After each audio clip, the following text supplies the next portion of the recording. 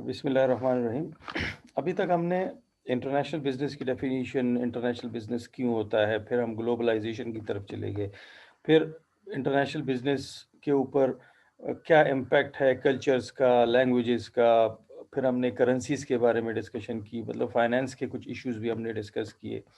फिर हमने international monetary system भी डिस्कस किया, फिर पॉलिटिकल सिस्टम्स भी डिस्कस किए। वो सारी चीज़ें अभी तक हम डिस्कस करते आ रहे हैं। अब उसमें एक पोर्शन है जिसको हम इग्नोर नहीं कर सकते, और वो है अगर आपने मार्केटिंग करनी है और इंटरनेशनल बिज़नेस में मतलब आप हैं, तो उसमें क्या इश्यूज़ आप फेस कर सकते हैं। तो वो डिस्कस कर लेते हैं ग्लोबल मार्केटिंग में। अब ग्लोबल मार्केटिंग में हम जो भी मार्केटिंग के टूल्स हैं, 4 टूल्स हैं हमारे पास जिनको हम 4 पीस कहते हैं, वो डिस्कस करेंगे। लेकिन उससे पहले जो है थोड़ा-सा एक टच दे देंगे हम, इसकी इंट्रोडक्शन क्या है मार्केटिंग मिक्स के हवाले से, फिर सेगमेंटेशन कैसे होगी, ये सारी चीज़ें हम डिस्कस कर लेते हैं। तो इंट्रोडक्शन में हमारे पास क्या है, the marketing mix the choices of the firm offers to its targeted market is comprised of 4 चीज़ें हमारे पास। प्रोडक्ट एट्रिब्यूट्स हैं। अब प्रोडक्ट एट्रिब्यूट्स जब आप डिफाइन कर रहे होते हैं एक ही कंट्री में, तो उसकी डेफिनेशन कुछ और होती है। लेकिन जब आप इंटरनेशनली करते हैं तो फिर एट्रिब्यूट्स चेंज हो जाएंगे, लोगों की ज़रूरतें चेंज हो जाती हैं। क्यों चेंज होती हैं, क्या वो फैक्टर्स हैं जो आपके प्रोडक्ट एट्रिब्यूट्स को चेंज कर लेते हैं, वो डिस्कस करेंगे। फिर हम आएंगे डिस्ट्रीब्यूशन स्ट्रेटजी की तरफ कि आप जब डिस्ट्रीब्यूट कर रहे होते हैं तो वो क्या डायनामिक्स हैं जिनकी वजह से आपकी जो ग्लोबल डिस्ट्रीब्यूशन है या इंटरनेशनल डिस्ट्रीब्यूशन स्ट्रेटजी है वो डिस्टर्ब हो जाती है, उसको आप कैसे टैकल करेंगे। फिर हमारे पास आ जाती है कि जब आप कम्युनिकेट कर रहे होते हैं, जब आप प्रमोशन कर रहे होते हैं अपने प्रोडक्ट की, तो वहाँ पे वो कौन से इश्यूज़ हैं जो जो इंटरनेशनल बिज़नेस में मौजूद हैं और उनको उनके साथ कैसे हम कोप करेंगे। फिर इसी तरह प्राइसिंग स्ट्रैटेजीज़ हम डिस्कस करेंगे। लेकिन इन सबसे पहले हम थोड़ा-सा एक टच दे देते हैं मार्केट सेगमेंटेशन को, कि जब हम मार्केट सेगमेंटेशन कर रहे होते हैं, अपने मार्केट को हम ग्रुप्स में डिवाइड कर रहे होते हैं, तो वहाँ पे क्या वो डिफरेंसेस हैं, वो थोड़ा-सा एक स्लाइड में एक टच दे देते हैं। Market segmentation involves identifying distinct groups, different groups आप आइडेंटिफाई कर रहे होते हैं of consumers whose purchasing behavior differs from others in important ways। अब ये ग्रुप जो है, फर्स्ट ग्रुप जो है दूसरे से अलग है। ये आपने जो पर्पल कलर है उसको अलग किया हुआ है, येलो कलर को अलग किया हुआ है, वो ग्रुप्स आप बना रहे हैं। वो ग्रुप्स आप क्यों बताते हैं, क्योंकि they are different from each other by geography, by demography, by socio culture factors, by psychological factor. किसी भी तरीके से वो डिफरेंट हो सकते हैं। तो जब आप डोमेस्टिक सेगमेंटेशन कर रहे होते हैं तो वहाँ पे बड़ा इजी होता है आपके लिए, क्योंकि आपको पता है कि फला कल्चर्स हैं हमारे पास, 4 सूबे हैं तो 4 सूबों में ये कल्चर्स हैं, ये लोगों की लैंग्वेजेस हैं, ये लोगों का बाइंग बिहेवियर है, ये लोगों का की साइकोलॉजी है। ये मतलब आपकी आपको बहुत पता है इस मार्केट के बारे में। लेकिन जब आप इंटरनेशनल मार्केट में या ग्लोबल मार्केट में कर रहे होते हैं मार्केट सेगमेंटेशन, तो वहाँ पे क्या होता है कि कुछ प्रॉब्लम्स आप फेस कर रहे होते हैं। Firms need to be aware of two key market segmentation issues जब आप कंट्री वाइज सेगमेंटेशन कर रहे होते हैं, तो वहाँ पे the differences between countries in the structure of market segments. जो हमारे यहाँ सेगमेंट्स मौजूद हैं डेमोग्राफिकली, वो हो सकता है कि इंडिया में मौजूद ना हो, कुछ और किस्म की सेगमेंट्स हों। अगर आप फिर देखेंगे मलेशिया में देखेंगे तो और कुछ और किस्म के होंगे, यूरोप में जाएंगे तो कुछ और किस्म के होंगे, अमेरिका में जाएंगे तो कुछ और किस्म के सेगमेंट्स, उनका स्ट्रक्चर कुछ और होगा। फिर कुछ और ऐसे सेगमेंट्स भी हमें मिल जाते हैं जो कि हमारे लिए इंपॉर्टेंट है, जो कि दैट ट्रांसेंड नेशनल बॉर्डर्स। कुछ हमें ऐसे सेगमेंट्स भी मिल जाएंगे कि जो हमारे मुल्क में और उस मुल्क में कॉमन है, तो उनको हमने ज्यादा टारगेट करना है। जब उनको आप टारगेट करेंगे तो आपको आपके लिए फिर स्ट्रैटेजी बनाना, उनके लिए कम्युनिकेशन स्ट्रैटेजी बनाना, उनके लिए प्राइसिंग स्ट्रैटेजी बनाना, वो आसान हो जाएगी, क्योंकि उनमें बहुत सारी चीज़ें जो है वो कॉमन होंगी। When segments transcend national borders, a global strategy is possible. जब आपके सेगमेंट्स जो हैं वो एक जैसे हैं, बॉर्डर्स वो ट्रांसेंड कर रहे हैं, क्रॉस कर रहे हैं, तो वहाँ पे क्या होता है, आप एक ग्लोबल स्ट्रैटेजी जो है वो बना सकते हैं, मतलब सबके लिए एक जैसी स्ट्रैटेजी। लेकिन अगर प्रॉब्लम है, डिफरेंस मौजूद है सेगमेंट्स के अंदर, तो फिर आपके लिए पॉसिबल नहीं है कि आप एक ग्लोबल स्ट्रैटेजी बनाएं। फिर आप लोकलाइजेशन की तरफ जाएंगे, लोकल स्ट्रैटेजी बनाएंगे, हर मुल्क हर सेगमेंट के लिए अलग अलग स्ट्रैटेजी आप फिर बनाएंगे, ये आपकी मजबूरी होगी। ओके सर, अब हमारे thank you. Pass next add में हो। हमारे पास पहला पी जो है हमारा प्रोडक्ट एट्रीब्यूट है, कि हम प्रोडक्ट एट्रीब्यूट्स कैसे डिफाइन करते हैं। जब हम कोई बात करते हैं कि हमारे मुल्क में जब आप किसी से पूछते हैं कि आपको एक गाड़ी में कौन-से एट्रिब्यूट्स चाहिए होते हैं, तो वो पहला जो रिप्लाई आपको देगा वो इकोनॉमी की बात करेगा, फ्यूल कंजम्पशन की बात करेगा। हमारे प्रोडक्ट एट्रिब्यूट्स जो हैं वो कुछ और हैं, प्रोडक्ट एट्रिब्यूट्स हम कुछ और डिफाइन करते हैं। अब आप जब किसी अमेरिकन से पूछेंगे तो उसकी प्रोडक्ट एट्रिब्यूट्स की डेफिनिशन कुछ और होगी। वो पहला एट्रिब्यूट जो माँगेगा उसको चाहिए होगा लग्ज़री, कम्फर्ट की बात कर रहा होगा। हम कहते हैं नहीं, इकोनॉमी पे जाएँ, स्पेयर पार्ट्स मौजूद हों, आफ्टर सेल सर्विसेज़ हों। वो कहते नहीं, आफ हमें लग्ज़री चाहिए। फिर आफ्टर सेल सर्विसेज़ को देखा जाएगा, गाड़ी कहीं से भी हमें वो सर्विसेज़ मिल जाएँगी, उसके लिए पेमेंट ज़्यादा करनी पड़ेगी तो कर लेंगे। Product attributes country to country differ करते हैं। A product is like a bundle of attributes. Product में बहुत सारे एट्रीब्यूट्स मौजूद होते हैं। Products sell well when their attributes match consumer needs. अगर आपने पाकिस्तानी मार्केट के लिए पाकिस्तानियों को अगर आपने अट्रैक्ट करना है, तो किस चीज़ पे अट्रैक्ट करेंगे? जब आप अपना कोई भी प्रोडक्ट उनको पेश कर रहे होंगे, तो पहली चीज़ आप करेंगे, उनको कहेंगे, फ़र्ज़ कर लें गाड़ी की बात कर रहे थे, तो आप कहेंगे फ्यूल कंज़म्पशन इसकी कम है, तो आप उस चीज़ के ऊपर अट्रैक्ट कर रहे होंगे। अगर आप एडवर्टाइज़ करते हैं अपनी गाड़ी और आप कहते हैं फ़र्ज़ कर लें इस गाड़ी में लग्ज़री है, इस गाड़ी में ये चीज़ें हैं और कीमत इसकी 3 करोड़ रुपए है, तो शायद लोग इसकी तरफ ज़्यादा ना आएँ। तो हर एक कल्चर की और हर एक कंट्री की अपनी डेफ़िनिशन होती है प्रोडक्ट एट्रिब्यूट्स की, और वो प्रोडक्ट आप तब सेल कर सकते हैं when their attributes match consumer needs in that specific country. अगर मैच नहीं करते तो आप अपना प्रोडक्ट सेल नहीं कर सकते, आपके लिए प्रॉब्लम्स होंगी। If consumer needs were the same everywhere, a firm could sell the same product. तो हम बात कर रहे थे, if consumer needs were the same everywhere, a firm could sell the same product worldwide. अगर आपकी consumer needs या product attributes की रिक्वायरमेंट दुनिया में एक जैसी होगी, तो हम एक ही प्रोडक्ट सेल कर सकते हैं पूरी दुनिया में, लेकिन ऐसा नहीं है। प्रोडक्ट एट्रीब्यूट्स की जो रिक्वायरमेंट है कंट्री टू कंट्री डिफर करती है, उसमें डिफरेंसेस हैं, डिफरेंसेस मौजूद हैं, और वो डिफरेंसेस क्यों मौजूद हैं वो आगे हम डिस्कस करते हैं। But consumer needs vary from country to country depending on culture, culture के ऊपर वो डिपेंडेंट है, and the level of economic development, और वो लोग कितने इकोनॉमिकली डेवलप्ड हैं उसके ऊपर भी डिपेंडेंट है कि आपकी क्या नीड्स हैं। वो ये चीज़ें थोड़ी-सी आप डिस्कस कर रहे थे। पहली चीज़ जो हमारे पास आ रही है प्रोडक्ट एट्रिब्यूट्स में चेंजेस हैं, वो कल्चरल डिफरेंसेस के हैं। Countries differ along a range of cultural dimension including traditions उनकी अलग होती है, सोशल स्ट्रक्चर अलग होता है, लैंग्वेज, रिलीजन, एजुकेशन लेवल अलग होता है। While there is some cultural convergence among, कुछ कल्चरल कन्वर्जेंस भी है, लेकिन ओवरऑल इन चीज़ों में डिफरेंसेस होते हैं, जिनकी वजह से उनकी जो नीड्स हैं, उनकी जो प्रेफरेंसेस हैं प्रोडक्ट एट्रीब्यूट्स के हवाले से, वो डिफरेंट हो जाती हैं। और दूसरी चीज़ जो है वो इकोनॉमिक डेवलपमेंट है। आप कितने इकोनॉमिकली आप कितने डेवलप्ड हैं। हाँ, हमारे मुल्क में एक मार्केट मौजूद है जो कि लग्ज़री चीज़ें अफ़ोर्ड कर सकते हैं, लेकिन ओवरऑल जब हम बात करते हैं, आपने देखा होगा कि जब हम किसी चीज़ के ऊपर सेल लगती है या पता नहीं वो क्या 12-12 की सेल हो गई या 11-11 की, या वो जो ब्लेस्ड फ्राइडे है, इस तरह की चीज़ें, तो हमारे लोग बहुत ज़्यादा उस तरफ चले जाते हैं। उसकी वजह क्या है? क्योंकि हम प्राइस कॉन्शियस हैं। हम इकोनॉमिकली इतने डेवलप नहीं हैं कि हम लग्ज़री चीज़ें अफ़ोर्ड कर सकें।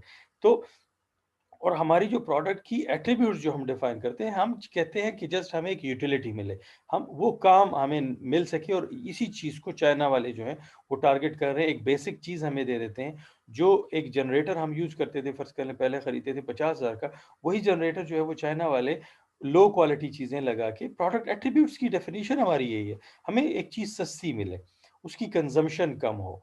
तो उन्होंने हमें ऐसी प्रोडक्ट्स दी हैं जो कि तकरीबन डिस्पोजेबल होती हैं, थोड़ा-सा अरसा चलती है, फिर हम उसको निकाल देते हैं। A country's level of economic development has important marketing implications. Consumer in highly developed countries tend to demand a lot of extra performance. उनको क्या चाहिए होता है? एक्स्ट्रा परफॉर्मेंस एट्रीब्यूट्स चाहिए होते हैं। हमें क्या चाहिए होता है? हमें बेसिक चीज़ें होती हैं।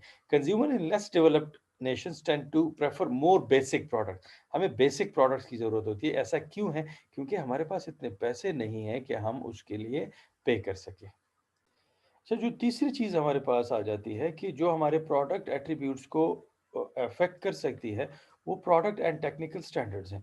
आप फ़र्ज़ कर लें आपको एक चीज़ चाहिए, लेकिन क्या आपकी जो टेक्नोलॉजिकल स्टैंडर्ड्स आपके मुल्क में मौजूद हैं, क्या वो चीज़ आप यूज़ भी कर सकते हैं या नहीं कर सकते। जैसे कि हमारे यहाँ ये पिछले कुछ सालों से 4-5 सालों से ये जो हाइब्रिड हीटर हैं, इनकी रिक्वायरमेंट बहुत ज़्यादा बढ़ गई है। लेकिन उनके जो टेक्निकल स्टैंडर्ड्स हैं वो डिफरेंट है हमारे मुल्क से। उसमें क्या है कि उसमें जो वोल्टेज यूज़ होती है वो 110 की है। मेरे पास है तो अक्सर मैं भूल जाता हूँ, जब शुरू में सर्दियों में वो मैं यूज़ करने के लिए उठाता हूँ तो वो 220 में मैं डायरेक्टली लगा देता हूँ। जब वो 220 में लगते हैं तो वो उसी टाइम उसमें एक पटाखे की आवाज़ आती है और वो उसका जो सिस्टम है उसको फिर ओवरहाल करने की ज़रूरत पड़ती है और बंदा जो है पता नहीं 1000-1500 रुपए ले लेता है। इसी तरह और भी बहुत सारे टेक्निकल स्टैंडर्ड्स हैं जो कि एक मुल्क से दूसरे मुल्क में डिफरेंट होते हैं। तो अगर आपको कोई प्रोडक्ट की ज़रूरत है और आप खरीदना चाहते हैं तो पहले आपने अपने मुल्क के टेक्निकल स्टैंडर्ड्स को भी देखना है कि क्या आपके मुल्क में उस चीज़ को यूज़ करने के लिए वो स्टैंडर्ड्स मौजूद हैं या आप स्टैंडर्ड्स को वायलेट तो नहीं कर रहे हैं। तब आप वो प्रोडक्ट खरीद सकते हैं। आपके प्रोडक्ट एट्रिब्यूट्स के ऊपर ये भी एक बहुत बड़ा फैक्टर है जो कि इफ़ेक्ट कर सकता है। इसके बाद हमारे पास जो सेकंड स्ट्रैटेजी है वो डिस्ट्रीब्यूशन स्ट्रैटेजी है। 4 पीज़ में सेकंड पी जो है जिसको हम प्लेसमेंट भी कहते हैं। अ फर्म्स डिस्ट्रीब्यूशन स्ट्रैटेजी क्या होती है? The means it chooses for delivering the product to the consumer is critical element of the marketing mix. Important element है, इसमें कोई शक नहीं है। Firms that manufacture the product locally can sell directly to the consumer. आप direct selling भी कर सकते हैं, रिटेलर को भी दे सकते हैं, और या आप बीच में एक होलसेलर भी रख सकते हैं। अगर आप प्रोडक्ट बना रहे हैं तो आप डायरेक्टली कंज्यूमर को सेल कर दें, या आप रिटेलर को दे दें डायरेक्टली, या होलसेलर को दें। डिपेंड करता है कि आप कौन सा चैनल इस्तेमाल करते हैं।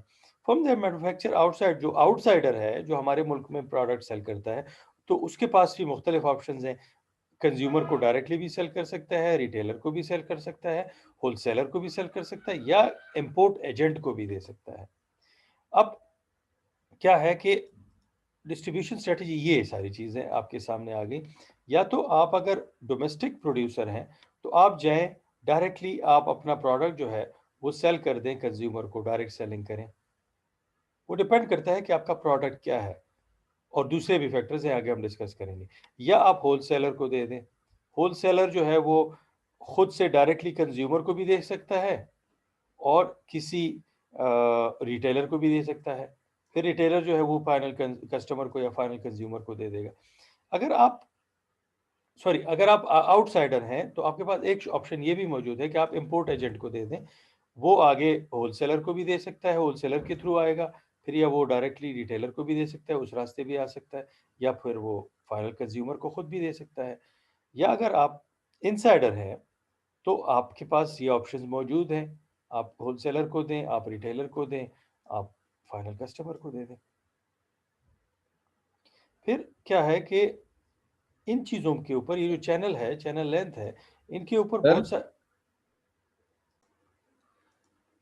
फिर इसके बाद हमारे पास जो डिस्ट्रीब्यूशन स्ट्रेटजी में फ़र्क है अमंग कंट्रीज़, बिटवीन कंट्रीज़ जो है वो, उसमें 4 चीज़ें आ जाती हैं। There are 4 main differences in distribution system.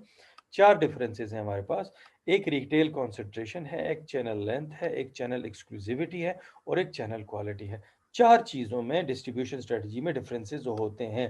तो अगर आप किसी मुल्क में जाएँ तो आप इन चीज़ों को देखें कि वहाँ पे रिटेल कंसंट्रेशन क्या है, चैनल लेंथ क्या है, फिर उसके बाद अपनी डिस्ट्रीब्यूशन स्ट्रेटजी जो है वो आप बनाएं।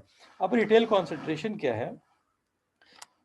अगर आपका रिटेल सिस्टम जो है वो कंसंट्रेटेड है, इट मींस कि आपके पास जो रिटेलर्स हैं वो बहुत सारे हैं। ये एक कंडीशन बनती है। ये एक मुल्क है और उसमें जो रिटेलर्स हैं जैसे हमारे यहाँ हैं बहुत सारे, हर एक गली में आपको छोटे-छोटे शॉप्स आपको मिल जाते हैं, हर एक ढाबे मिल जाते हैं, आपको खोखे मिल जाते हैं, ये सारी चीज़ें, ये इसमें आ जाता है। ये फ्रेगमेंटेड रिटेल सिस्टम है। इसको कहते हैं फ्रेगमेंटेड रिटेल सिस्टम। और जहाँ पे जिस मुल्क में बड़े-बड़े आउटलेट्स होते हैं, सुपरमार्केट्स हैं कुछ, लोग जाते हैं और वहाँ पे लोग परचेज़िंग करते हैं पूरे महीने के लिए या 1 हफ्ते के लिए, उसको कहते हैं concentrated retail system. In a concentrated retail system, a few retailers supply most of the market. कुछ रिटेलर्स हैं, सुपरमार्केट्स हैं या मॉल्स हैं, वहाँ से सारी चीज़ें लोग खरीदते हैं। कॉन्सन्ट्रेटेड रिटेल सिस्टम है। तो अगर आप कॉन्सन्ट्रेटेड रिटेल सिस्टम में जा रहे हैं तो उसके लिए आपकी जो स्ट्रैटेजी होगी, डिस्ट्रीब्यूशन स्ट्रैटेजी, वो कुछ और होगी। लेकिन अगर आप फ्रेगमेंटेड रिटेल सिस्टम में जा रहे हैं जैसे कि हमारे मुल्क में है, there are many retailers, no one of which has a major share. किसी के पास बड़ा शेयर नहीं है, बस हर एक के पास छोटा-छोटा शेयर है। हर एक बंदे के पास आपने पहुँचना है। Developed countries tend to have greater retail concentration. जो डेवलप्ड कंट्रीज़ होती हैं, वहाँ पे रिटेल कंसंट्रेशन ज़्यादा है, मतलब ये सिस्टम डेवलप्ड कंट्रीज़ में ज़्यादा है। क्यों ऐसा है? कंसंट्रेटेड रिटेल सिस्टम के ऊपर अगर आपने जाना है, तो आपके पास कुछ ज़रूरी चीज़ें हैं। फ़र्ज़ कर लें हम कंसंट्रेटेड सिस्टम के ऊपर जाते हैं, तो उसके लिए एक ये है कि हर एक घर में बिजली और रेफ्रिजरेटर का होना लाज़मी है कि आप अपनी चीज़ें जो हैं पूरे हफ़्ते के लिए या पूरे महीने के लिए स्टोर कर सकें, अपनी ग्रोसरी वग़ैरह या कोई वेजिटेबल्स वग़ैरह सारी चीज़ें एक साथ लें। फिर दूसरी चीज़ ये है कि सबके पास गाड़ी का होना लाज़मी है। अगर आपके पास गाड़ी नहीं है और आपके पास एक मार्केट है और वो भी थोड़ा-सा शहर से बाहर है या गली से बाहर है, तो वहाँ से चीज़ें लाने के लिए फिर आपको गाड़ी की ज़रूरत पड़ती है और एक रेफ्रिजरेटर की ज़रूरत पड़ती है, ताकि वो चीज़ें आप अपने पास रख सकें पूरे महीने के लिए या पूरे हफ़्ते के लिए। तो हमारे यहाँ फ्रेगमेंटेड रिटेल सिस्टम इस वजह से है क्योंकि ये फैसिलिटीज़ सब लोगों के पास मौजूद नहीं है। और हमारा कल्चर ऐसा है कि हम इस चीज़ के आदी हो चुके हैं, बस बैठे हुए हैं, खाना खा रहे हैं, अच्छा जल्दी से जाओ, बस जल्दी से ये फलाँ शॉप में जाओ और दही ले आओ। ये कल्चर आपको दूसरे मुल्कों में जाएँगे, वहाँ पे आपको नहीं मिलेगा। काफ़ी दूर आपको शॉप्स मिलेंगी, एक मार्केट होगी, वहाँ पे आप जाएँगे और अपनी ज़रूरत की जो भी चीज़ें हैं, वो खरीद के आप लेके आएँगे, क्योंकि वहाँ पे एक कॉन्सन्ट्रेटेड सिस्टम है। तो अगर आप कॉन्सन्ट्रेटेड सिस्टम के लिए स्ट्रैटेजी बनाते हैं, तो उसमें क्या होगा कि आपने जस्ट जो लिंक्स बनाने हैं, आपका चैनल लेंथ बहुत छोटा हो जाएगा। आपके बहुत ज़्यादा होलसेलर्स की ज़रूरत नहीं पड़ेगी, लेकिन फ्रेगमेंटेड के लिए आपको डिस्ट्रीब्यूटर्स और उन बहुत एक लंबे चैनल के थ्रू जाना पड़ेगा। अच्छा, फिर इसके बाद हमारे पास जो सेकंड फैक्टर है, वो है चैनल लेंथ का।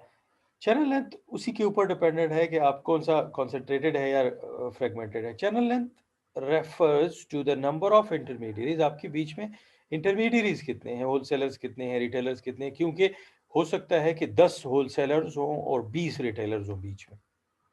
तो फिर आपके लिए फिर हर एक को मार्जिन भी देना पड़ेगा। तो डिपेंड करता है कि आपका चैनल लेंथ कितना है। अगर शॉर्ट चैनल्स हैं, तो उसके लिए कुछ और स्ट्रैटेजी होगी। अगर लॉन्ग चैनल्स हैं, कुछ के लिए कुछ और स्ट्रैटेजी होगी। When the producer sells directly to the consumer, the channel is very short.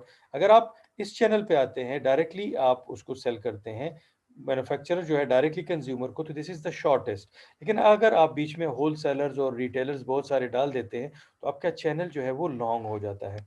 When the producer sells through an import agent, a wholesaler, and a retailer, a long channel exists. Countries with fragmented retail systems tend to have longer channels, while countries with concentrated retail systems have shorter channels.